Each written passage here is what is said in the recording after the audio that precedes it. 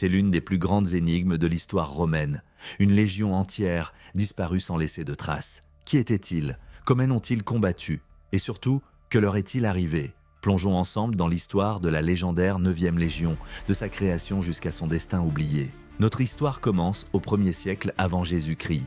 La 9e Légion, ou Legio 9 Hispana, voit le jour sous les ordres de Jules César, à un moment où Rome cherche à étendre son emprise sur la Gaule et au-delà. La 9e Légion joue un rôle clé dans les conquêtes de César. Elle participe notamment au siège d'Avaricum en 52 avant Jésus-Christ, où les Romains utilisent des machines de siège redoutables pour briser la résistance gauloise.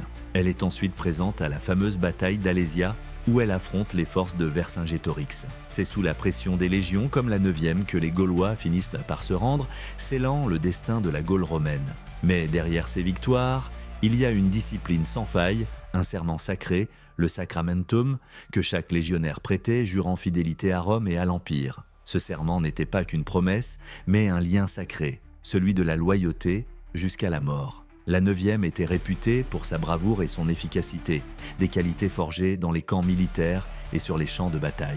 Après la campagne en Gaule, la 9e est envoyée en Hispanie pour mater les dernières poches de résistance des Cantabres et des Astures. Ces peuples guerriers opposent une résistance acharnée aux Romains. La Légion participe à la construction de forts et de routes militaires permettant d'asseoir la domination romaine. Certains historiens estiment que c'est ici qu'elle a gagné son surnom Hispana, en raison de sa bravoure dans ses campagnes éprouvantes. La vie d'un légionnaire n'était pas que guerre. Elle se passait aussi dans des camps austères où la discipline était le fondement même de l'existence. Les soldats mangeaient des rations simples de céréales et de viande séchée, s'entraînaient sans relâche au maniement du glaive, du pilum et du scutum. Ils croyaient en des amulettes protectrices et en des rites pour se protéger de la malchance, car dans le tumulte des batailles, même un petit détail pouvait faire la différence entre la vie et la mort.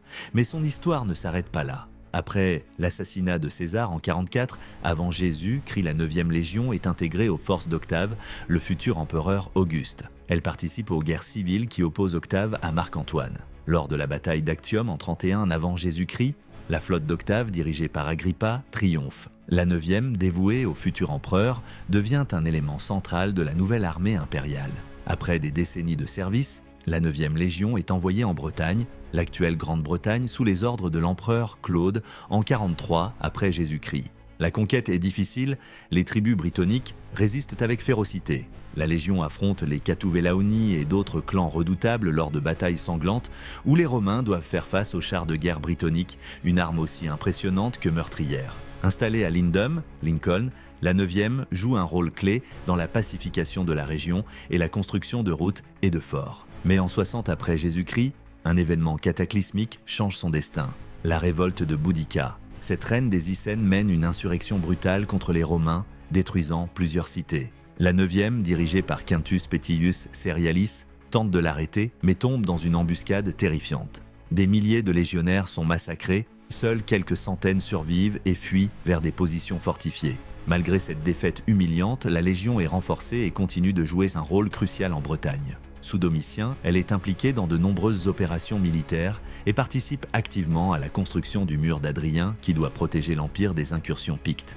Mais après des décennies de loyaux services, la 9e Légion disparaît mystérieusement des archives romaines. La dernière mention claire de son existence remonte à environ 108 après Jésus-Christ à Eboracum, York. Ensuite, silence total. Que lui est-il arrivé? Plusieurs hypothèses existent. L'une des plus populaires suggère qu'elle a été envoyée dans le nord de la Bretagne pour mater une insurrection des Pictes et qu'elle aurait été entièrement anéantie. L'ampleur du désastre aurait été si grande que Rome aurait préféré effacer toute mention de la Légion. Mais une autre théorie prétend que la 9e n'a pas été détruite en Bretagne mais qu'elle a été transférée ailleurs. Des preuves épigraphiques retrouvées à Nimègue, aux Pays-Bas, montrent que des détachements de la 9e y étaient présents après 108. A-t-elle été envoyée en Germanie ?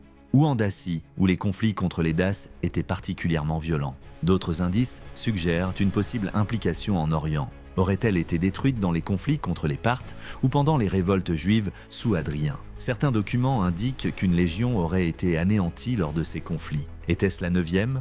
Aujourd'hui encore, l'énigme de la 9e Légion fascine historiens et archéologues. En 2015, des découvertes archéologiques à York ont révélé des preuves d'activité militaire postérieure à 108, relançant les débats, des inscriptions incomplètes, des fragments de documents militaires, mais aucune preuve formelle de ce qui lui est arrivé. Dissoute, massacrée, reformée sous un autre nom, le mystère reste entier. En Écosse, à Inchtutil, des vestiges suggèrent que des soldats romains y ont vécu et certains chercheurs pensent que la 9e pourrait y avoir laissé des traces avant de disparaître. Mais pourquoi un fort romain, pourtant bien fortifié, a-t-il été abandonné si soudainement? Et si la 9e avait survécu, mais qu'elle se fondait dans les populations locales, formant peut-être une tribu romano-britannique? Aujourd'hui, certains historiens, comme Tacite et Dion Cassius, évoquent des disparitions mystérieuses de légions dans leurs écrits.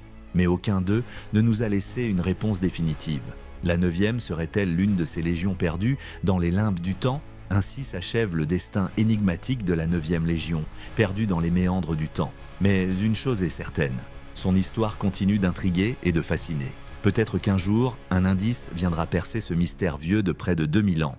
Et vous, que pensez-vous qu'il est arrivé à la 9e Légion? Leur destin restera-t-il à jamais un mystère, ou pourrait-il être que l'histoire nous cache encore bien d'autres secrets?